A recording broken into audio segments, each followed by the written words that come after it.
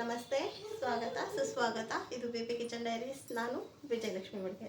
ನಾನಿವತ್ತು ದಿಢೀರಂತ ಸಾಬುದಾನ ಪಾಯಸ ಮಾಡೋದು ಹೇಗೆ ಅಂತ ತೋರಿಸ್ತಾ ಇದ್ದೀನಿ. ನೋಡಿ, ಸಾಬುದಾನ ಒಂದು ಬಟ್ಲು ಸಾಬುದಾನ ತೊಗೊಂಡು ಅದರಲ್ಲಿ ಅದನ್ನು ನೆನೆಸೋದು ಬೇಡ, ರಾತ್ರಿ ಎಲ್ಲ ನೆನೆಸಿ ಬೆಳಗ್ಗೆ ಮಾಡೋದೇನು ಬೇಕಾಗಿಲ್ಲ. ಇವಾಗಲೇ ಪಟ್ ಅಂತ ಮಾಡ್ಬೋದು. ಅದು ಹೇಗೆ ಅಂತ ತೋರಿಸ್ತೀನಿ, ಬನ್ನಿ ನೋಡಿ ಇವಾಗ ಅದನ್ನು ಹೇಗೆ ಮಾಡೋದು ಅಂತ.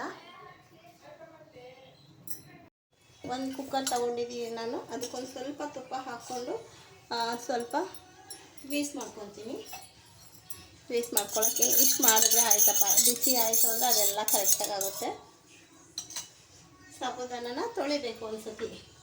1 ಕಪ್ಪು ಸಾಬುದಾನ ಇಲ್ವಾ, ಇದನ್ನು ನೀರು ಹಾಕಿ ಕ್ಲೀನಾಗಿ ತೊಳೆದು ಕುಕ್ಕರ್ ಹಾಕ್ಬಿಡ್ತೀನಿ. ಕ್ಲೀನಾಗಿ ತೊಳೆದಿದ್ದೀನಿ, ನೀರು ಸಮೇತ ಸಾಬುದಾನನ ಹಾಕ್ಕೋತಾ ಇದ್ದೀನಿ. ಕಟ್ ಮಾಡಿ ಗ್ರೀಸ್ ಕ್ಲೋಸ್ ಮಾಡಿಕೊಂಡು ಒಲೆ ಮೇಲೆ ಇಟ್ಕೊತೀನಿ. 3 ವಿಸಲ್ ಬರಬೇಕು.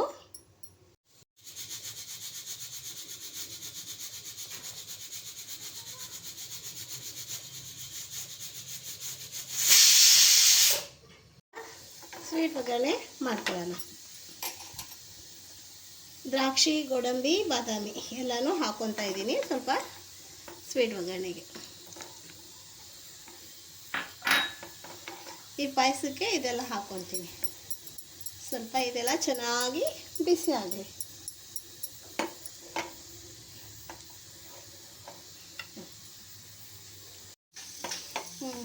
ಇದೆಲ್ಲ ಚೆನ್ನಾಗಿ ರೆಡಿ ಆಯ್ತು. ಇವಾಗ ಒಲೆ ಆಫ್ ಮಾಡ್ಕೊತೀನಿ. ಕುಕ್ಕರ್ ಬಂದಿದೆ ಇವಾಗಿದೆ. ನೋಡಿ ಎಷ್ಟು ಚೆನ್ನಾಗಿ ಬೆಂದ್ಕೊಂಡಿದೆ. ಹೌದಾ, ನೋಡಿ ಹತ್ತಿರದಿಂದ ತೋರಿಸ್ತೀನಿ. ನೀಟಾಗಿ ಬೆಂದಿದೆ. ಇವಾಗ ಇದನ್ನು ಬೇರೆ ಪಾತ್ರೆಗೆ ಶಿಫ್ಟ್ ಮಾಡಿ. ನೋಡಿ ಚೆನ್ನಾಗಿ ಬೆಂದಿದೆ. ನಾನು ಸ್ವಲ್ಪ ಮಾಡ್ತಾ ಇರೋದ್ರಿಂದ ಸ್ವಲ್ಪ ತೊಗೊಂಡಿದ್ದೀನಿ. ನೀವು ಜಾಸ್ತಿ ಮಾಡ್ಕೊಳ್ಳೋರಾದರೆ ಜಾಸ್ತಿ ತೊಗೊಳ್ಳಿ. ಇದನ್ನೇನು ರಾತ್ರಿ ಎಲ್ಲ ನೆನೆಸಿಡಬೇಕು ಅಂತ ಏನಿಲ್ಲ. ಒಲೆ ಮೇಲೆ ಇಟ್ಕೊಳ್ಳೋಣ. ಸಕ್ಕರೆ ಹಾಕ್ಕೊತಾ ಇದ್ದೀನಿ ನಾನು. ಇದರಲ್ಲಿ ಒಂದು 3/4 ಬಟ್ಲು ಸಕ್ಕರೆ ಇದೆ. ನಾನು ಅರ್ಧ ಬಟ್ಲು ಹಾಕ್ಕೊತೀನಿ. ಆಮೇಲೆ ಬೇಕಿದ್ರೆ ಇನ್ನೂ ಸ್ವಲ್ಪ ಅರ್ಧ ಬಟ್ಲಿಗಿಂತ ಜಾಸ್ತಿನೇ ಹಾಕ್ಕೊಂಡಿದ್ದೀನಿ. ಆಮೇಲೆ ಬೇಕಿದ್ರೆ ಇನ್ನೂ ಸ್ವಲ್ಪ ನೋಡಿಕೊಂಡು ಹಾಕ್ಕೊಳಕ್ಕಾಗುತ್ತೆ.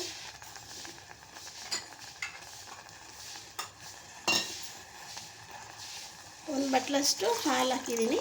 ಆಮೇಲೆ ಮತ್ತೆ ಇನ್ನೊಂದು ಸ್ವಲ್ಪ ಹಾಕೊಳ್ಳೋಣ.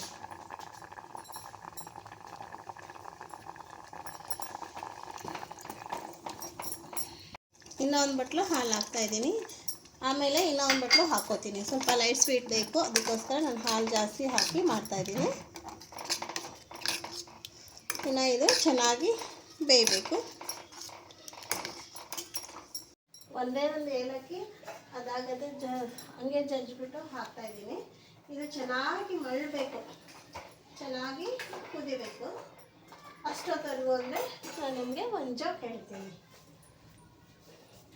ಏನಪ್ಪ ಜೋಕು ಅಂತಂದರೆ, ಒಬ್ಬರು ಕಲಾವತಿ ಅಂತ ಇರ್ತಾರೆ. ಅವರು ಸ್ವಲ್ಪ ಕಿಟಿ ಪಾರ್ಟಿ ಮೆಂಬರ್, ಅವರೇ ಮೇನು. ಅವ್ರಿಗೆ ಮೆಸ್ಸಿ ಗಲೀಜು ಅಂದರೆ ಒಂಚೂರು ಇಷ್ಟ ಆಗಲ್ಲ. ಅದು ಕೂಡ ಏನು, ಎಲ್ಲರೂ ಸರಿ ಟಾಯ್ಲೆಟ್ ಸರಿ ಇಲ್ಲ ಅಂದರೆ ಅವರು ನಾನು ಹೋಗೋದಲ್ಲ, ಆ ಕಡೆ ಉಗಿಯೋದು ಇಲ್ಲ ಅಂತ ಇರ್ತಾರೆ. ಅಷ್ಟೊಂದು ಕ್ಲೀನ್ ಕಲಾವತಿ ಅಂತಲೇ ಅವ್ರ ಹೆಸರು ಆಗಿಬಿಟ್ಟಿರುತ್ತೆ. ಅವರು ಒಂದು ಸತಿ ಒಂದು ಫಂಕ್ಷನ್ಗೆ ಹೋಗ್ತಾ ಇರ್ತಾರೆ. ಹೋಗಬೇಕಾದ್ರೆ ರೋಡಲ್ಲಿ ಅರ್ಜೆಂಟ್ ಆಗಿಬಿಡುತ್ತೆ. ಅದಕ್ಕೋಸ್ಕರ ಅಲ್ಲೇ ಅವ್ರ ಫ್ರೆಂಡ್ ಮನೆ ಇರುತ್ತೆ. ಸರಿ, ಅವ್ರ ಮನೆಗೆ ಹೋಗ್ಬಿಟ್ಟು ಶ್ಯಾಮ್ಲನ ಮನೆಗೆ ಹೋಗಿ ನಾನು ಫಂಕ್ಷನ್ಗೆ ಹೋಗೋಣ, ಒಂದು ಸತಿ ಮೇಲೆ ಸ್ಟೇಜ್ ಮೇಲೆ ಕೂತ್ಕೊಂಡ್ಬಿಟ್ರೆ ಮತ್ತೆ ಸರಿಯಾಗಲ್ಲ ಅಂದ್ಕೊಂಡ್ಬಿಟ್ಟು ಶ್ಯಾಮ್ಲನ ಮನೆಗೆ ಹೋಗ್ತಾರೆ. ಅವ್ರ ಮನೆಗೆ ಹೋಗಿ ಬೆಲ್ ಮಾಡಿದ ತಕ್ಷಣ ಇವರು ಶ್ಯಾಮ್ಲಾ ಡೋರ್ ಓಪನ್ ಮಾಡಿ, ಅಯ್ಯಪ್ಪ ಯಾಕಪ್ಪ ಬಂದರೆ ಇವರು, ಸುಮ್ಮನೆ ಮೊದಲೇ ಕ್ಲೀನ್ ಅಂತಾರೆ, ಅಮ್ಮ ಏನು ಕತೆನೋ, ಬೇಡಪ್ಪ ಯಾಕೆ ಬಂದರು ಅಂದ್ಕೊಂಡೇ ಬಾಗಿಲ ತೆಗಿತಾರೆ. ಅಷ್ಟೊತ್ತಿಗೆ ಇವ್ರ ಕಲಾವತಿ ಏನು ಮಾಡ್ತಾರೆ, ನಾನು ಸ್ವಲ್ಪ ಟಾಯ್ಲೆಟ್ ಯೂಸ್ ಮಾಡಬೇಕಾಗಿತ್ತಲ್ಲ ನಿಮ್ಮದು ಅಂತ ಹೇಳ್ತಾರೆ. ಅವಳಿಗೆ ಪ್ರಾಣ ಹೋಗ್ಬಿಡುತ್ತೆ. ಅವರು ಒಂದು ವಾರದಿಂದ ಏನೋ ಸ್ವಲ್ಪ ಕೆಲಸ ಅಂತ ಟಾಯ್ಲೆಟ್ ಕ್ಲೀನ್ ಮಾಡಿರೋದಿಲ್ಲ. ಹಾಗಾಗಿ ಟಾಯ್ಲೆಟ್ಗೆ ಹೋಗಬೇಕು ಅಂತ ಅವ್ರು ಹೇಳಿದ ತಕ್ಷಣ, ಇಲ್ಲ ಮ್ಯಾಮ್ ಇಲ್ಲ, ಸ್ವಲ್ಪ ಅಂದ್ಕೊಂಡು ಅವರು ಹಂಗೆ ನಿಂತ್ಕೊಂಡ್ಬಿಡ್ತಾರೆ. ಒಳಗಡೆ ಹೋಗೋಕ್ಕೆ ಬಿಡಲ್ಲ.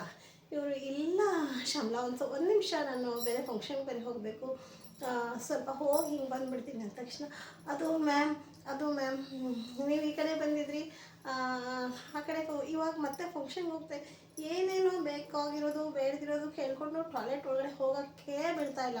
ಯಾಕೆ ಅಂದರೆ ಇವರು ನಮ್ಮನೆಗೆ ಟಾಯ್ಲೆಟ್ ಯೂಸ್ ಮಾಡಿಬಿಟ್ಟು ಬೇರೆ ಮನೆಗೆ ಹೋಗಿ ಅಯ್ಯೋ ಶ್ಯಾಮ್ಲನ ಮನೆ ಟಾಯ್ಲೆಟು ಏನು ಚೆನ್ನಾಗಿರಲಿಲ್ಲಪ್ಪ, ಗಪ್ಪು ಕ್ಲೀನೇ ಮಾಡಿರಲ್ಲ, ನನಗೆ ಹೋಗೋದೆಲ್ಲ ಒಗೆಯೋಕ್ಕೂ ಆಗಲಿಲ್ಲ ಅಂತ ಹೇಳಿಬಿಟ್ಟು ಏನು ಮಾಡೋದು ಅನ್ನೋ ಬೈಕ್ಗೋಸ್ಕರ ಅವಳು ಒಂಥರ ತೊಳೆದಿಲ್ಲ ಅನ್ನೋದಕ್ಕೋಸ್ಕರ ಸಂಕೋಚದಿಂದ ಬಿಡ್ತಾನೇ ಇಲ್ಲ. ಅವ್ರು ಎಷ್ಟು ಪ್ರಯತ್ನ ಮಾಡಿದ್ರು ಇವರು ಒಳಗಡೆ ಹೋಗೋಕ್ಕೆ ಬಿಡ್ತಾಯಿಲ್ಲ. ಶ್ಯಾಮ್ಲಾ ಪ್ಲೀಸ್ ಬಿಟ್ಬಿಡಮ್ಮ, ಒಂದು ನಿಮಿಷ ಬಿಟ್ಬಿಡಮ್ಮ ಅದೆಷ್ಟು ಹೇಳ್ತಾರೆ. ಇಲ್ಲ ಮ್ಯಾಮ್, ಹಂಗೆ ಮ್ಯಾಮ್, ಹಿಂಗೆ ಮ್ಯಾಮ್ ಅನ್ನೋಷ್ಟೊತ್ತಿಗೆ ಶ್ಯಾಮ್ಲಾ ಮ್ಯಾಮ್ ಎಲ್ಲೂ ಬಿಡ್ತಾ ಇಲ್ಲ. ಅಷ್ಟೊತ್ತಿಗೆ ಕಲಾವತಿ ಮ್ಯಾಮ್ದು ಕತೆ ಅದೇ ಮುಗಿದೋಯ್ತು. ಆಮೇಲೆ ಮೇಡಮ್ ಏನು ಸ್ವಲ್ಪ ಸ್ಮೆಲ್ಲು ಅಂತ, ಅಯ್ಯೋ ಬಿಡಮ್ಮ ನೀನು ಅಂತ ತಳ್ಕೊಂಡು ಒಳಗಡೆ ಹೋಗೇ ಬಿಡ್ತಾರೆ ಅವರು. ಆಮೇಲೆ ಇವರಿಗೆ ಅಂದ್ಕೊತೀರಲ್ವ ನಾವು ಎಷ್ಟು ಕ್ಲೀನು ಎಷ್ಟು ಅಂತ, ಇದಕ್ಕೋಸ್ಕರ ಮಾತ್ರ ಏನು ಕ್ಲೀನು ಏನು ಅಂದ್ರೂ ಅದು ನಿಂತ್ಕೊಳ್ಳಲ್ಲ ಅಲ್ವಾ.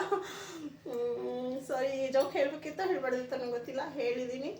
ಏನೋ ಬೇಜಾರಾಗಿದೆ, ಏನೋ ಕೆಲಸ ಮಾಡಿ ಸುಸ್ತಾಗಿದೆ, ಸ್ವಲ್ಪ ನಕ್ಬಿಡಿ ಆಯಿತಾ. ಬನ್ನಿ ಇವಾಗ ಪಾಯಸ ಏನಾಯ್ತು ಅಂತ ನೋಡೋಣ. ನೋಡಿ, ನಾನು ಇದಕ್ಕೆ 4 ಕಪ್ ಹಾಲು ಹಾಕ್ಕೊಂಡಿದ್ದೀನಿ. ಒಂದೇ ಒಂದು ಏಲಕ್ಕಿ ಲವಂಗ ಹಾಕ್ಕೊಂಡಿದ್ದೀನಿ. ಏಲಕ್ಕಿ ಹಾಕ್ಕೊಂಡಿದ್ದೀನಿ, ಲವಂಗನೂ ಹಾಕ್ಕೊಂಡಿಲ್ಲ. ಒಂದು ಏಲಕ್ಕಿ ಮಾತ್ರ ಚಚ್ಬಿಟ್ಟು ಹಾಕಿರೋದು. ಮತ್ತು ಇದು ನಾವು ಅವಾಗಲೇ ಸ್ವೀಟ್ ಒಗ್ಗರಣೆ ಅಂತ ಮಾಡಿ ಇಟ್ಕೊಂಡಿತ್ತಲ್ಲ, ಅದನ್ನು ಹಾಕ್ಕೊತಾ ಇದ್ದೀನಿ. ಇಷ್ಟೇ ಇವಾಗಿದು. ಚೆನ್ನಾಗಿ ನಿಧಾನಕ್ಕೆ ಸಿಮ್ಮೂರಿಯಲ್ಲಿಟ್ಟು ನಿಮ್ಮ ಹತ್ರ ಜೋಕ್ ಹೇಳ್ತಾ ಇದ್ದೆ. ಅಷ್ಟೊತ್ತಿಗೆ ಇದು ಚೆನ್ನಾಗಿ ಮಾಡಿಬಿಟ್ಟಿದೆ. ನಮ್ಮದು ಪಾಯಸ ರೆಡಿ ಆಗಿಬಿಟ್ಟಿದೆ. ನನ್ನ ಜೋಕ್ ಕೇಳಿ ಬೈತಿರೋ ನಗ್ತಿರೋ ಏನಂತಿರೋ ನಂಗೆ ಗೊತ್ತಿಲ್ಲ, ಏನಾದ್ರೂ ಕಮೆಂಟ್ ಮಾಡಿ.